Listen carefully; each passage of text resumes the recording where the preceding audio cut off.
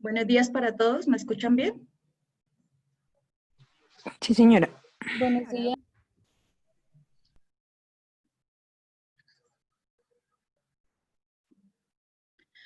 El día de hoy hemos preparado una charla en referencia a los conceptos que la DIAN emitió en el mes de agosto, que tienen temas de actualización tributaria, algunos aduaneros y uno cambiario.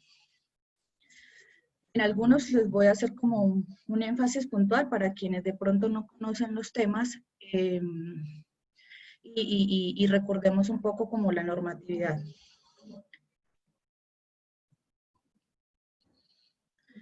El 4 de agosto la DIAN emitió el concepto 954, que es referente al impuesto a las ventas. En este pues surgió una consulta respecto de un contribuyente respecto a la facturación en los contratos de arrendamiento. En estos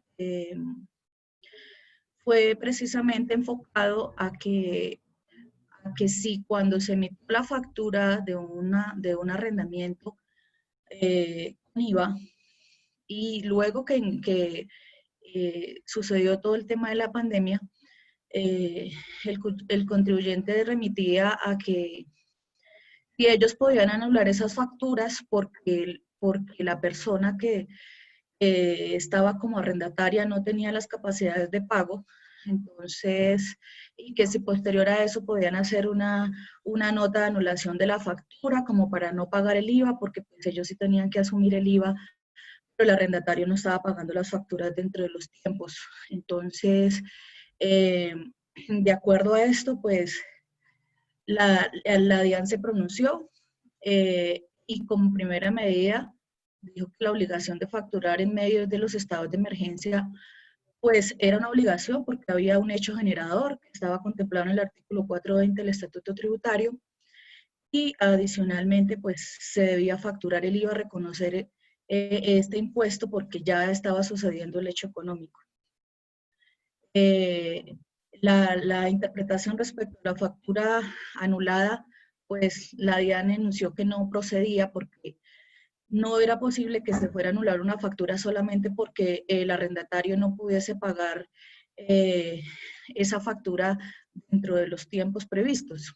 Entonces, la DIAN rechazó esta medida y dijo que igual seguían con la obligación de que ya esto correspondía, ya era un tema de pago o de cobro por parte del arrendatario, del arrendador, en que la persona que tenía el inmueble hiciera el pago, pero no procedía a una anulación de factura por el tema de la emergencia.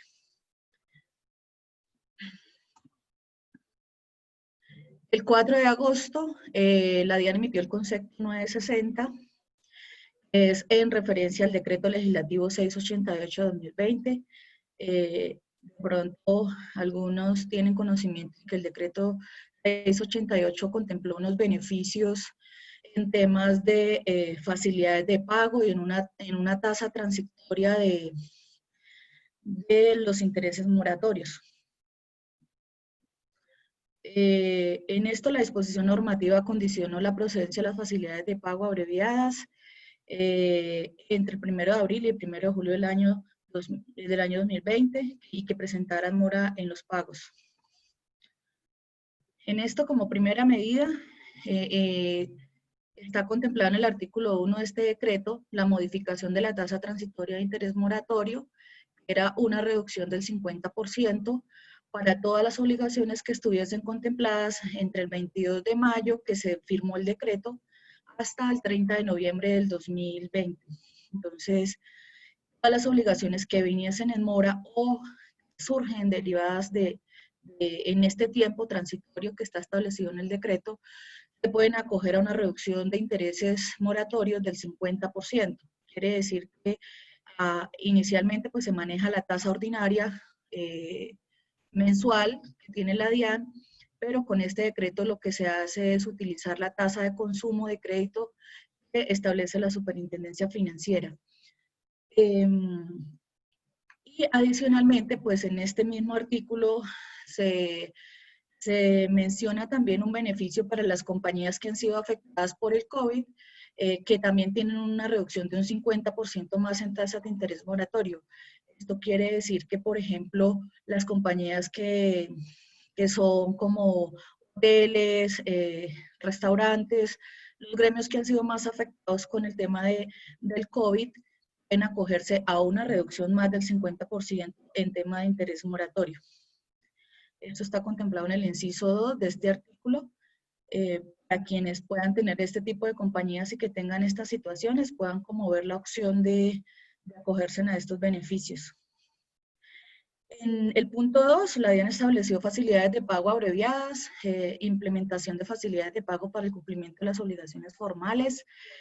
Esto quiere decir que cuando el contribuyente tiene obligaciones y su recurso económico está condicionado, pues pueden hacer unas facilidades de pago para que puedan cumplir con el pago de sus obligaciones dentro de los tiempos establecidos por el decreto. Adicionalmente, en la ley 2010 se había contemplado unos beneficios en materia de conciliación, contencioso administrativo, combinación por mutuo acuerdo y principio de favorabilidad en etapa de cobro. Esto estaba hasta junio, pero el decreto 688 lo que hizo fue ampliar este beneficio hasta el 30 de noviembre.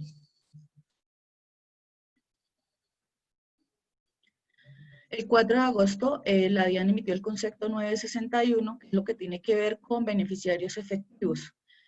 En esto me permito recordar un poco, pues, qué es el tema de beneficiarios efectivos. Para varios de nosotros ha sido un tema nuevo que fue contemplado en la ley 1943, que también fue incluido en los medios magnéticos del año 2019. Un formato específico se adicionó para reportar los beneficiarios efectivos de cada compañía. Entonces, ¿qué es en sí un beneficiario efectivo final o real? El artículo 68 de la ley 2010 adicionó el parágrafo 4 al artículo 23-1 del Estatuto Tributario, que indica que una persona natural en beneficio, en último término, posea, controle o se beneficie directa o indirectamente de una persona jurídica o estructura sin persona jurídica, sería un beneficiario efectivo final o real.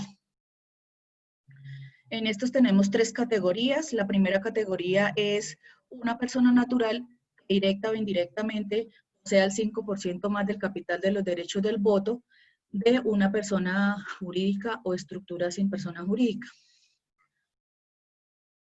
En la categoría 2 tenemos una persona natural que de forma individual o en grupo familiar hasta un cuarto grado de consanguinidad o afinidad ejerza control directo o indirecto de una persona jurídica o estructura sin personería jurídica.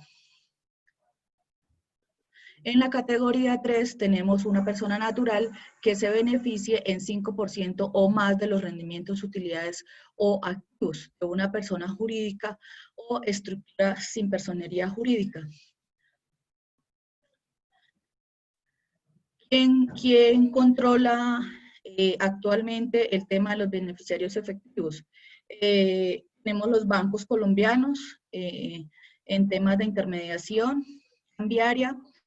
Tenemos la información exógena, que ya les comentaba que para el año 2019 se creó un formato específico para estos beneficiarios efectivos. Y tenemos el reporte en el RUT, que es el RV. Este RV fue creado a partir del artículo 68 de la ley 2010, la que crea el Registro Único de Beneficiarios Efectivos Finales o Reales, RV. Este está pendiente de reglamentación por parte de la DIAN. Actualmente no ha salido la reglamentación.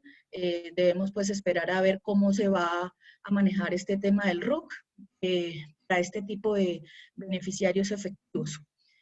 Este año, cuando estábamos revisando el tema de medios magnéticos, con algunas compañeras estuvimos revisando el tema y surge la complejidad respecto a identificar qué es un beneficiario efectivo. Entonces, ya como lo pudimos ver, son personas naturales que tienen 3 categorías que de acuerdo a esa clasificación debemos entrar a mirar hasta dónde llega esa persona natural. Por ejemplo, con una compañía que tenemos en Colombia que sea de inversión extranjera, tenemos que, y que por ejemplo su accionista sea una sociedad, por ejemplo, de Estados Unidos. Entonces, ¿cuál es el accionista, la persona natural finalmente, a quien llega estos recursos o quien tiene esta reglamentación dentro de lo que contempla la norma? Si está finalmente, por ejemplo, si la sociedad de Estados Unidos ya está una persona natural que es accionista de esa sociedad de Estados Unidos, entonces debemos entrar a mirar y a tener los datos de esa persona. En los medios magnéticos nos piden la información como los datos de cada persona natural, su identificación, todo este tipo de información. Entonces surge el tema que es muy complejo a veces para que las compañías empiecen a entregar esta información. Sin embargo, hay que hacer el trabajo de revisar esta información, hay que tenerlo muy presente para el próximo año, cuando cerremos medios magnéticos del año 2020, empezar a canalizar esta información con los clientes y hacerles ver que ya hay una obligación de reportar estos beneficiarios efectivos, que así lo establece la legislación tributaria. Y hay que hacerles ver que también nosotros y la mayoría de países estamos con los lineamientos de la OCDE, que es actualmente la que rige la tributación internacional. Entonces, de acuerdo a eso surge la obligación de que tengamos esta información, muy ajena que sea pues a nosotros. Sin embargo, se les debe decir y decirles, mire, esta información hay que entregarla, pues ustedes lo toman o lo dejan, pero sin embargo hay una obligación de reportarla y ya surge la responsabilidad también de la administración de reportar la información. Este concepto, el 961, basado en lo que ya les acabo de decir, un contribuyente hace la consulta respecto a si hay una exoneración en algunos contribuyentes, o sea, que alguno no deba reportar eso porque así lo contempla la norma o porque tienen la inquietud, pero definitivamente la única excepción son las sociedades que cotizan en Bolsa de Valores de Colombia. Es decir, no es aplicable cuando los accionistas de la sociedad colombiana sean sociedades extranjeras cuyas acciones son negociadas en una bolsa de valores. Finalmente, se tiene la obligación de identificar a sus beneficiarios efectivos y suministrar dicha información a la administración tributaria. Entonces, para todas las demás compañías, debemos de revisar el tema de los beneficiarios efectivos. El 5 de agosto, la DIAN emitió el concepto 966, que tiene que ver con el impuesto unificado bajo el régimen simple de tributación.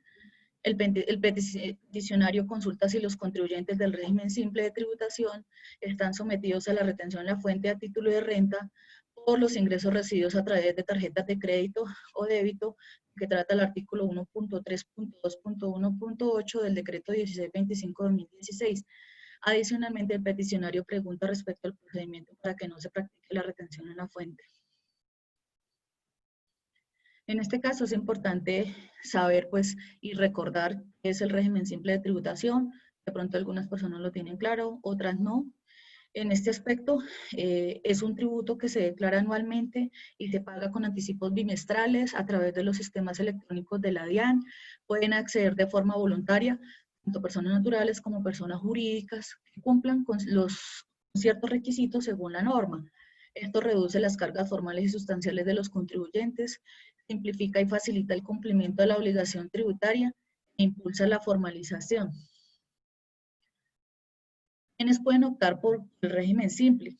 Personas naturales que desarrollen su actividad con criterios empresariales, aunque no sean comerciantes, como agricultores, ganaderos, etc. O personas jurídicas de naturaleza societaria, cuyos socios o accionistas sean personas naturales. En el año grabable anterior hubieran obtenido ingresos brutos, ordinarios o extraordinarios, inferiores a 80.000 VTs. Las particularidades del cálculo de este valor lo encuentran en el artículo 905 del Estatuto Tributario y que cumplan las obligaciones tributarias de carácter nacional y local. ¿Qué beneficios tiene este régimen? Primero, los pagos por concepto de pensiones de los trabajadores se descuentan en el impuesto a pagar de la renta. 2, se descontará el 0.5% de los pagos que se reciban por medios electrónicos. 3, en una sola declaración anual se pagarán 6 impuestos. Finalidades: primero, reducir las cargas formales y sustanciales. Segundo, impulsar la formalidad. Tercero, simplificar y facilitar el cumplimiento de la obligación tributaria. Y hay unas tarifas para renta que oscilan entre el 1.8 y el 11.6% de acuerdo a la actividad económica que tenga el contribuyente. Algunos que se beneficiarían con este régimen es las tiendas pequeñas y peluquerías, el comercio al por mayor, los servicios técnicos y mecánicos, los electricistas, albañiles, servicios de construcción, actividades industriales, servicios profesionales de consultoría, actividades de expendio de comidas y bebidas. Entonces, para concluir referente al concepto 966, ya contenido en cuanto al tema de la retención en la fuente contenida en el artículo 1.3.2.1.8 del DUR 1625-2016, esto no aplica porque definitivamente no se le debe practicar retención en la fuente al régimen simple. Lo único que haya lugar en este tema es la retención de IVA, porque cuando le compramos a un régimen simple, se convierte en agente retenedor de IVA quien está haciendo las respectivas compras o servicios a este régimen.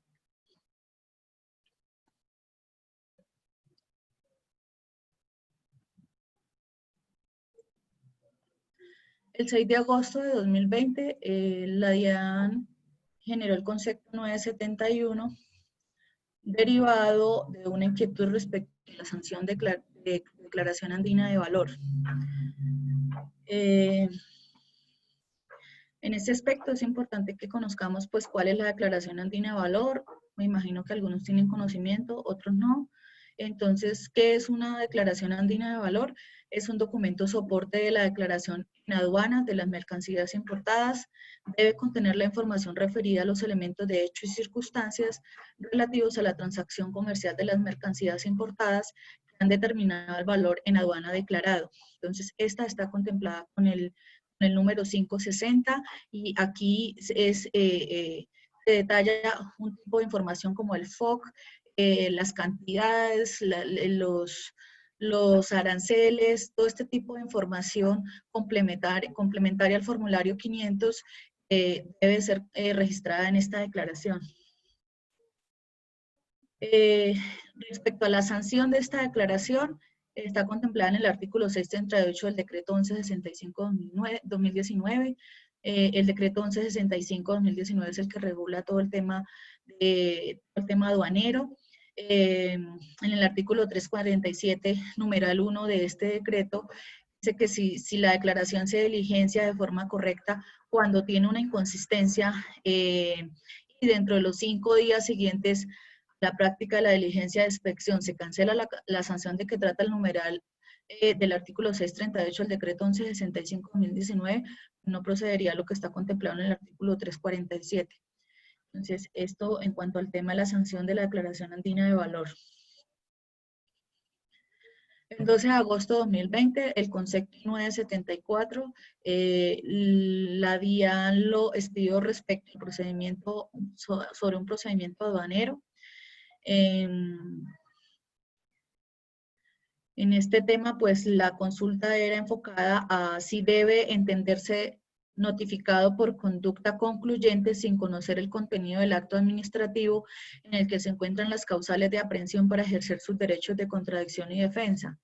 En este tema, el decreto 1165-2019, en sus artículos 755 al 765, indican las normas aplicables al procedimiento de actos administrativos en materia aduanera, pero este no regula la notificación por conducta concluyente, que es lo que el contribuyente está solicitando dentro del concepto.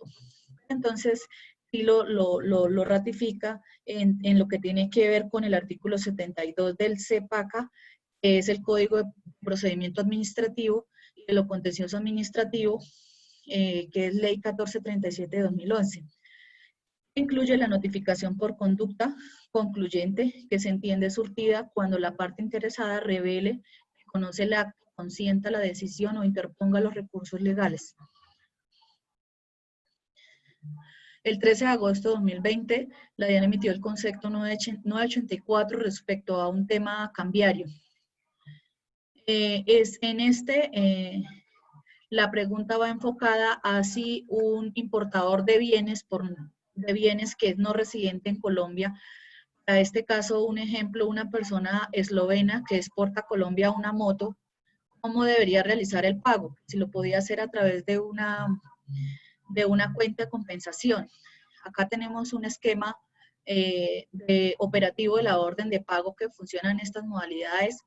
Y como primera medida tenemos el exportador, que es el vendedor, que para este caso estaría en Eslovenia, envía la mercancía al importador, que es el comprador ubicado en Colombia. En este caso, pues tenemos hacer el pago, las instrucciones del importador al banco, el cargo de la cuenta, está el banco emisor, que es el banco para nosotros en Colombia, y está el banco intermediario, para que funcione el pago a través del receptor que estaría en Eslovenia. En conclusión de este concepto, referente a la pregunta que indica el contribuyente, ¿se puede pagar importaciones por un no residente con una cuenta de compensación? Definitivamente no. El numeral 3 de la DECIN 83 del Banco de la República dice que cuando el importador sea no residente, está obligado a realizar el pago a través de los intermediarios del mercado cambiario. Esto quiere decir los bancos que nosotros tenemos para este tema, no a través de cuentas de compensación. Las cuentas de compensación son solo para los residentes. El 14 de agosto de 2020, el concepto 991 fue emitido por la DIAN para determinar los elementos de la determinación del valor en aduanas y la base gradable del IVA. En esto se hizo una pregunta sobre ¿qué es una declaración especial de importación? Entenderá el documento que ampara las operaciones de importación al territorio aduanero nacional desde zona franca, permanente y permanentemente especial, de productos terminados, producidos, transformados o elaborados por usuarios industriales de bienes, usuarios industriales de bienes y servicios, solo a partir de componente nacional exportado de manera definitiva o introducidos de manera definitiva y con materia prima importada. Esta declaración especial de importación fue creada por la Ley 1943, la reglamentó el decreto 1370 de 2019, pero a partir del año 2020, por inexigibilidad de la Ley 1943, en la sentencia de la Corte, de la sentencia C481 de la Corte Constitucional, quedó en decaimiento. Entonces la DIAN este año, en la resolución 0007 de 2020, la reglamentó nuevamente. Y basado en el tema del error, cuando se presenta un error en la base agradable de esta declaración en el IVA, incurrirá en una infracción del numeral 2.2 del artículo 615 del decreto 1165-2019. Pero si el error es en la base en los derechos de aduana, la infracción será la del numeral 2 del artículo 638 del decreto 1165-2019. De igual forma, el artículo 459 del Estatuto Tributario, en su parágrafo, indica que incluye la base gravable, debe incluir la base gravable sobre la cual se liquida el IVA en los bienes producidos en zona franca. El 20 de agosto, la DIAN emitió el concepto 1006 respecto al IVA en las materias albuminoideas, productos a base de almidón o de féculas modificados, las colas enzimas, preparaciones enzimáticas no expresadas ni comprendidas en otra parte. Estas generan una tarifa general de IVA del 19% con la subpartida arancelaria 3822.00900. En esto, ¿qué es una albuminoidea? Es una sustancia que, como ciertas proteínas, presenta en disolución el aspecto y las propiedades de la clara de huevo, de las gelatinas o de la cola del pescado. La elastina, por ejemplo, es un albuminoide. También tenemos, por ejemplo, el concepto de que es un almidón o fécula. Es una macromolécula que está compuesta por dos polímeros distintos de glucosa. Eso es la amilosa en un 25% y la amilopectina en un 75% elevado al cuadrado. ¿Qué es un polímero? Es una sustancia química que resulta de un proceso de polimerización. Enzimas son moléculas orgánicas que actúan como catalizadores de reacciones químicas, es decir, aceleran la velocidad de reacción. Comúnmente son de naturaleza proteica. Esto entonces estaría grabado la tarifa general de IVA del 19% para las compañías que tengan este tipo de actividades económicas. Tenemos también la de los reactivos de diagnóstico o de laboratorio, que en estos hay una tarifa diferencial. Para esta subpartida arancelaria, que estaríamos hablando de la 3002 o 3006, entonces tenemos que los reactivos de diagnóstico sobre cualquier soporte y reactivos de diagnóstico preparados, incluso solo soporte, se encuentran excluidos de IVA, de conformidad con el artículo 424 del estatuto. Pero los reactivos de laboratorio sobre cualquier soporte y reactivos de laboratorio preparados, incluso sobre soporte, excepto los de las partidas 3002 y 3006, aquí tenemos su partida arancelaria, las materias albuminoides, tarifa del 19%, y la subpartida arancelaria, que ya les mencioné, es la que tiene tratamiento diferencial de los reactivos. Para el caso de los de laboratorio, que terminan en la partida 3002 y 3006, se encuentran sujetos a la tarifa general del IVA del 19%. Quiere decir que los reactivos divididos en dos partes, de diagnóstico y de laboratorio, los de diagnóstico están excluidos con IVA y los de laboratorio sí están grabados al 19% para el tipo de compañías que manejan estas actividades. Tenemos el concepto 1062 del 28 de agosto, que tiene que ver con el impuesto solidario de aporte solidario voluntario en relación a la sentencia que emitió la Corte Constitucional C293. En este tema, este decreto, esto está contemplado en el decreto 568 del 2020, en donde se creó el impuesto para los funcionarios públicos que ganaran más de 10 millones de pesos, de acuerdo a lo contenido en los artículos del 1 al 8 del decreto 568, pero la Corte Constitucional declaró inexequible, quiere decir que esto no procede definitivamente para este tipo de trabajadores que ganan más de 10 salarios mínimos, de 10 millones, perdón. Pero pues este concepto en sí lo que hace es interpretar que los anticipos que ya se habían generado por este concepto pues, van a ser favorables para quien ya los pagó dentro de su declaración de renta. Dice, en vista de lo anterior, los contribuyentes, bien sea servidores públicos, contratistas o pensionados, podrán abonar los valores retenidos por concepto de impuesto solidario por el COVID-19 en la declaración del impuesto sobre la renta del periodo grabable 2020 y deberán liquidarse y pagarse en el 2021. Y otra parte que declaró la Corte Constitucional en esta sentencia fue la exequibilidad del aporte solidario voluntario. Quiere decir que este aporte solidario sí procede, continúa hasta cuando lo estipule el gobierno nacional. Este es todo el resumen de los conceptos por el mes de agosto. La idea es que ustedes tengan un poco de retroalimentación de la normatividad que la DEN está emitiendo continuamente. Entonces quisiera pues abrir el espacio para ver si tienen preguntas respecto a lo que ya les comenté o alguna inquietud. Yo tengo una duda, Lady. Hola, buenos días. Buenos días, Jonathan. ¿Cómo vas?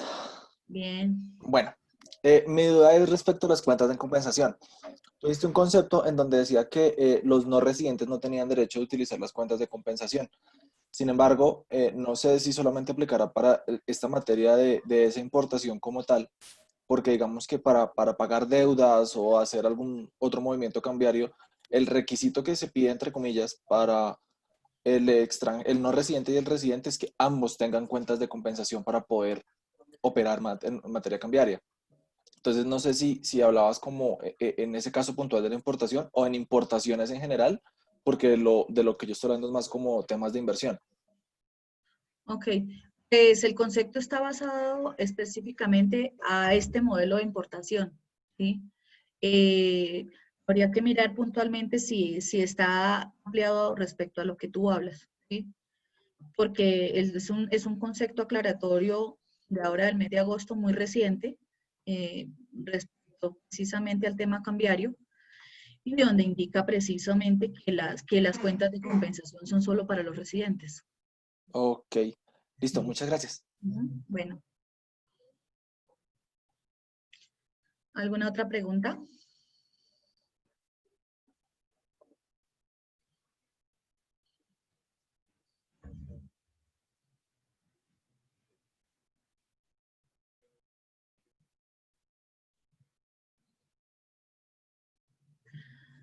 ¿No tienen preguntas, compañeritos?